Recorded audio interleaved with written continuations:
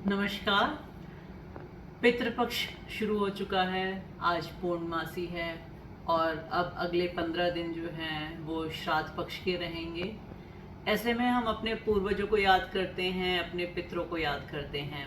पितृ जो कुछ समय के लिए या फिर बहुत समय से इस लोक में फंसे हुए हैं और इस लोक से उनको ऊपर के लोकों में जाना है।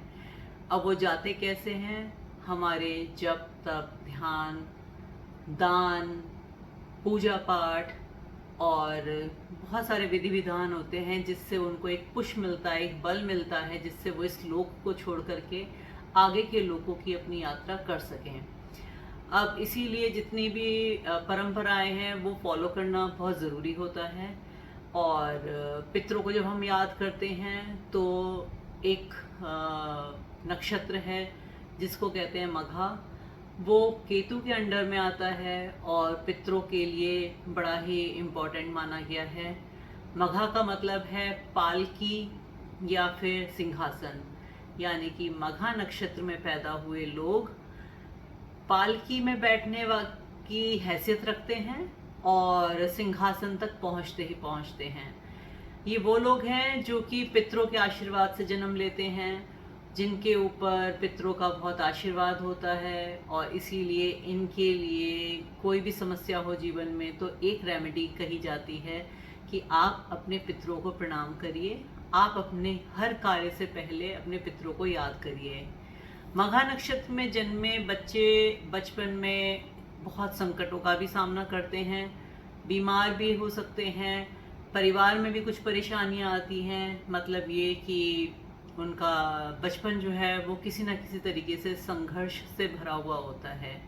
लेकिन एक बार वो इस संघर्ष को पार कर लेते हैं और बच जाते हैं, मृत्यु को प्राप्त नहीं होते, किसी दुर्भाग्य का सामना नहीं करते, तो फिर ये वो लोग होते हैं जो दुनिया पर राज करते हैं, जो सिंहासन तक पहुंचते ही हैं, जो पालकी पे बैठते ही हैं। और किस वजह से? क्योंकि इनको पितरों का आशीर्वाद प्राप्त होता है।